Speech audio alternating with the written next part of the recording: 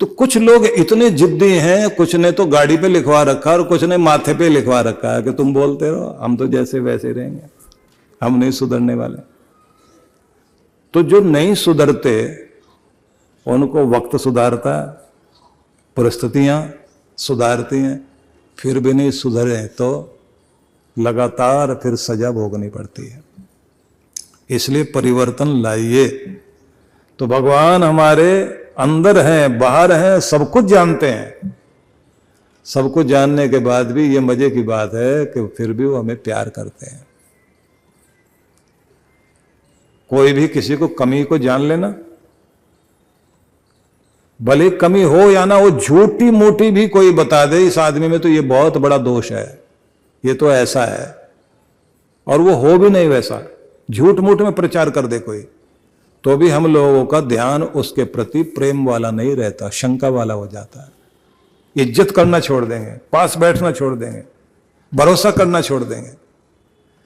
लेकिन जिसको हमारे रग रग मालूम है और उसके बाद भी हमें प्यार करे, उससे बड़ा प्यार करने वाला कोई हो सकता है? तो वो तो भगवान ही है ना, वो तो परमात्मा ही है, हमें इतना कुछ जानता है। इसीलिए कहते हैं मैं खोटा हूं या खरा, अच्छा हूं या बुरा, जैसा हूं तेरा हूं भगवान, मुझे स्वीकार कर ले और निभा ले। किसी एक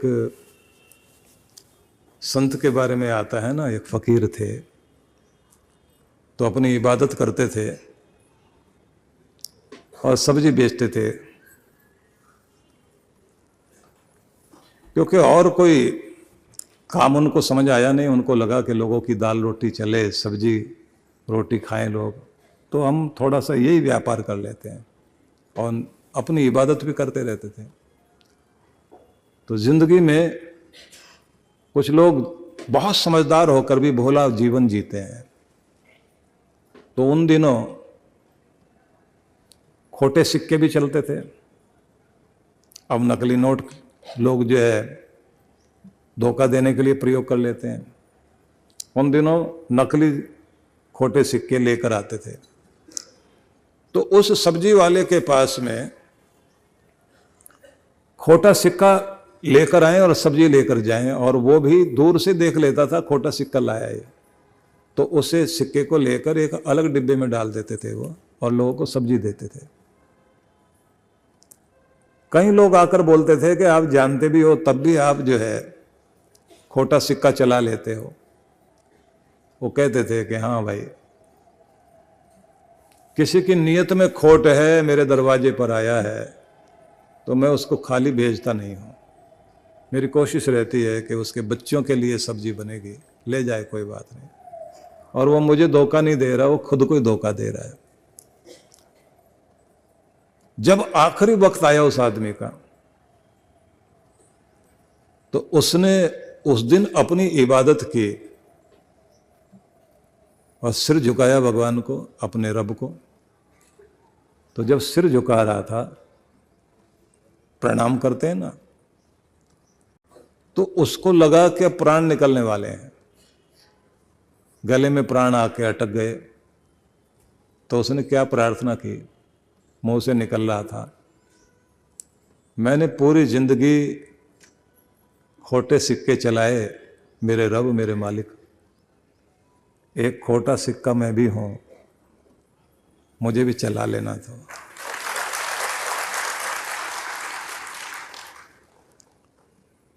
तेरे दर पर कहीं कोने में पड़ा रहूंगा, निभा लेना। मैंने पूरी दुनिया में तेरे खोटे सिक्के निभा लिए, क्या एक मुझे नहीं निभाएगा? मुझे भी निभा लेना। और ऐसे कहते कहते शरीर लुढ़का और उसी के साथ उसका वो डिब्बा भी खोटे सिक्कों का लुढ़क गया जमीन पर। इतने सारे खोटे सिक्के चलाए मैंने, एक खोटा सिक्का तू भी निभा ले। तो वो तो बहुत प्यार करने वाला है ना भगवान। तो अगर हम उसके सच्चे होकर के बोल देते हैं मैं ऐसा हूं, सुधरने की कोशिश करता रहा हूं, ठीक होने की कोशिश करता रहा हूं, पता नहीं कौन कौन से कर्म मेरे जो है मुझे दुख दे रहे हैं, मेरी मैल गल जाए, मेरी जिंदगी में सुधार हो जाए, मुझे तो निभा, मुझे तो उठा। तो जब आपके हृदय से वो प्रार्थनाएं निकलती हैं तो आपके अंदर चेंज आती है। और अगर आप प्रार्थना वाले ही नहीं हैं तो फिर परिवर्तन कहाँ आएगा। इसलिए प्यारे परमात्मा के लिए अब आपको कुछ चीजें करनी जरूरी हैं। एक तो अपने मंत्र जाप को साधें, जाप करने वाले बनो। जाप करने वाले बनने का तरीका क्या है? बोलकर जाप करना,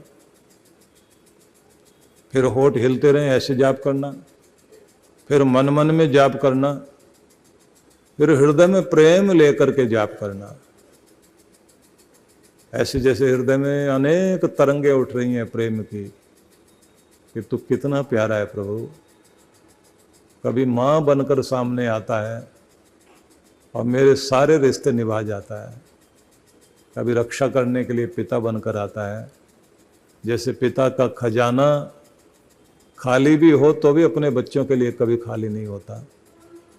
तो भी मेरे कर्म अच्छे हैं या नहीं है, पर तेरी देन में कभी कमी नहीं रहती।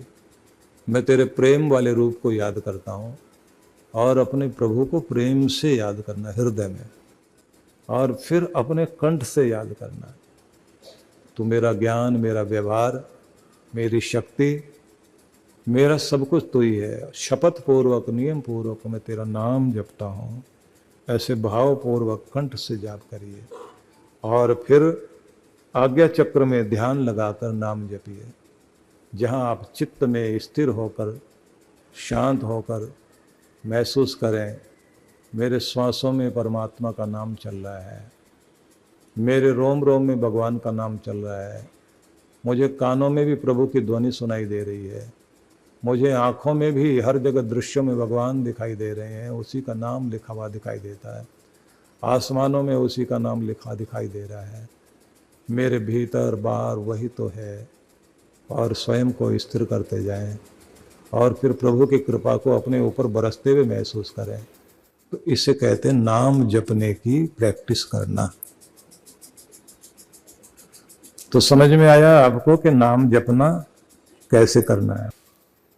इसलिए कहा है एको देव सर्वभूतेषु गूढ़ः सर्वव्यापी सर्वभूतांतरात्मा कर्माध्यक्ष सर्वभूताधिवास साक्षी चेता केवलो निर्गुणस्य।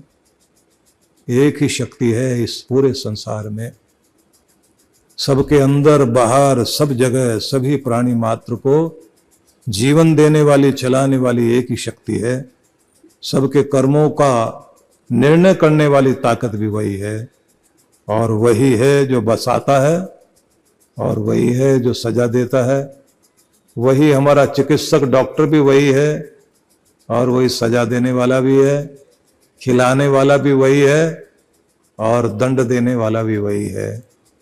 वही फूलों को भी सजाता है, और वही हमारी शक्ल भी बिगाड़ने का काम कर देता है। बचपन में कितने सुंदर थे, बुढ़ापे में कैसा बना देता है। तो कौन बना रहा है? कर तो वही रहा है। वो कहता है मैं तुम्हारी शक्ल को सुंदर भी बनाता हूं, और इस पर ज्यादा अकड़ना मत, फिर ऐसा कर दूंगा तो खुद ही नहीं अपने को पहचान पाएगा। तो ऐसा कर देता है ना। जिनके पीछे दुनिया दौड़ती थी, अब उन्हें पहचानने वाला कोई नहीं, फुटपाथ पे गिरा पड़ा आदमी। परमात्मा को कहा कर्माध्यक्ष सर्वभूताधिवास, प्राणियों के भीतर बैठा हुआ, तुम्हारे कर्मों का निरीक्षण करता हुआ और तुम्हारे कर्मों का फल देता हुआ, वही मालिक सब जगह है। साक्षी चेता केवलो निर्गुणस्य, साक्षी बनकर, विटनेस बन के बैठा है, कर्मों को देख रहा है। तो अपने कर्मों के लेखे को ठीक करना है तो अपने गुरु की शरण में जाओ। और कर्म तो रात दिन कर रहे हो, लेकिन कर्मों के लेखे को भी ठीक करने के लिए कुछ थोड़ा समय निकालना शुरू करो, कि जिससे ये जन्म भी सुधर जाए और अगले जन्म भी सुधर जाए। इसकी कोशिश करनी चाहिए। तो एक तो हो गया मंत्र जाप सीखना और साधना। उसके बाद आता चित्त की समता को साधना। चित्त की समता को साधने का मतलब होता है कि क्रोध आएगा, आवेश आएगा, जोश आएगा, तैश आएगी। ऐसे में सब में अपने चित्त को सम बनाए रखें। चित्त को कहा गया है कि हमारा जो चित्त है, जो हमारा मेमोरी बैंक है, वो एक तालाब की तरह है, सरोवर की तरह है। उसमें हर समय लहर उठती रहती है, और दो तरह की लहर उठती हैं, एक दूसरे से विपरीत, कभी क्रोध की, कभी शांति की, कभी प्रेम की, कभी घृणा की, कभी आशा की, कभी निराशा की। ऐसी तरंग उठती रहती है कि जब आप अपनी भक्ति में आगे बढ़ते हैं तो चित्त को साधते हैं आप।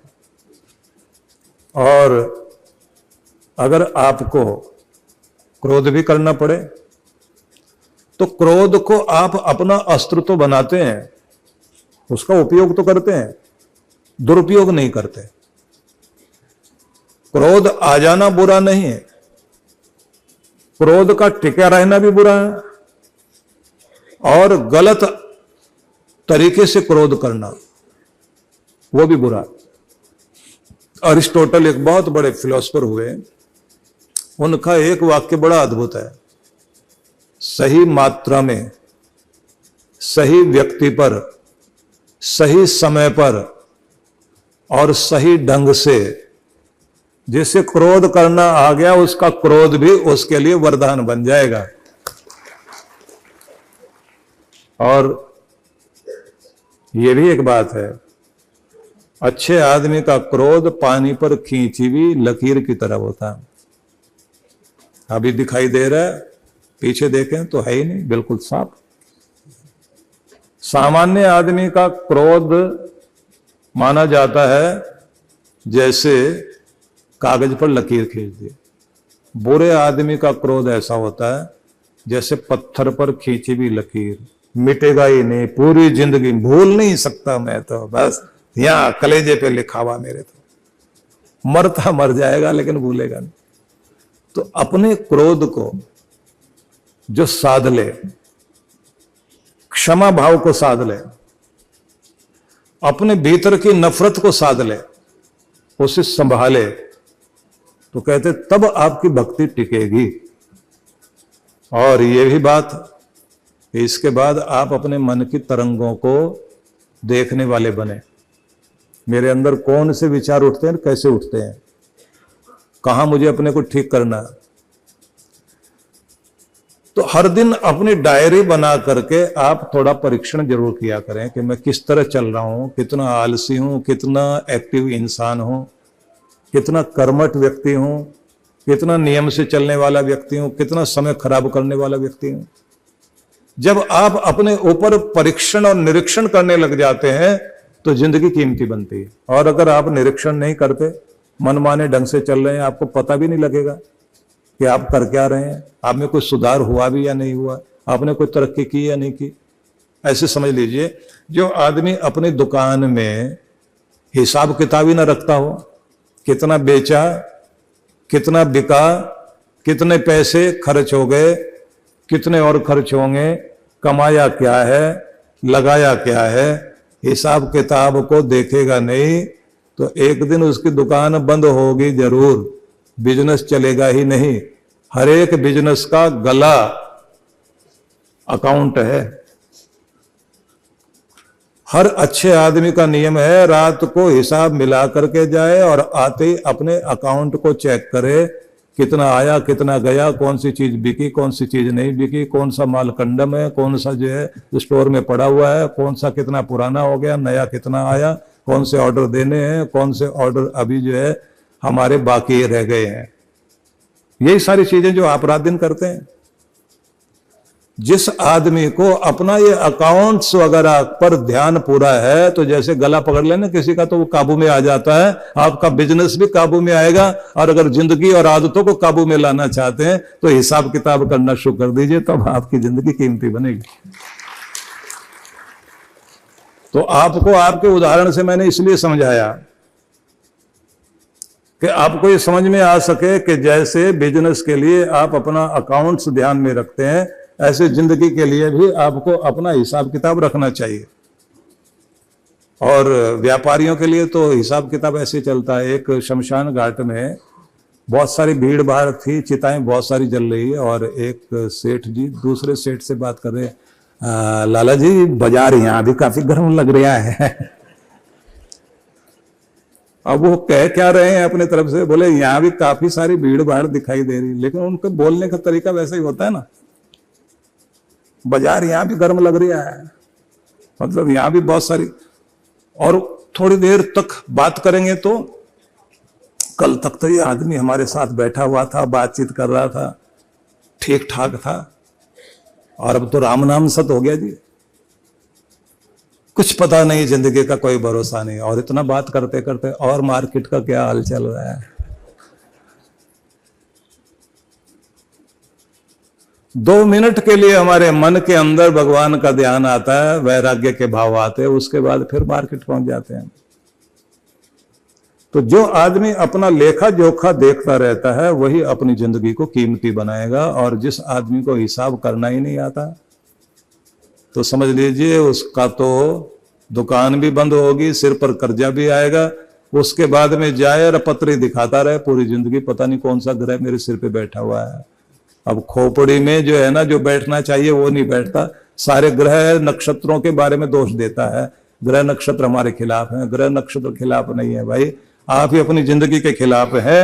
आप भीतर ठीक करिए, ग्रह नक्षत्र तो कृपा करने के लिए तैयार खड़े हुए हैं, वो तो दया करने के लिए तैयार हैं। तो इसलिए मन को, चित्त की समता को साधना है, और मन की तरंगों को देखना है कि मैं किस तरह का सोचने वाला, कैसी आदतों वाला व्यक्ति हूं। यहां से आध्यात्मिक यात्रा शुरू होती है। तो यहीं से कहा जाता है कि चौकीदार अगर जागा हुआ है तो चोरी नहीं होगी, जागरूक होकर के चलोगे तो बुद्धि गड़बड़ नहीं होगी, गलत तरफ जाओगे नहीं। अपने को रोकना और अपने आप को टोकना, अपने ब्रेक का इस्तेमाल करना, अपने आप को समझाना, अपने लिए योजना बनाकर चलना। जो आदमी करता रहता है वो कभी भी गलत रास्ते पर जाएगा नहीं, धोखा खाएगा नहीं और दुखी होएगा नहीं।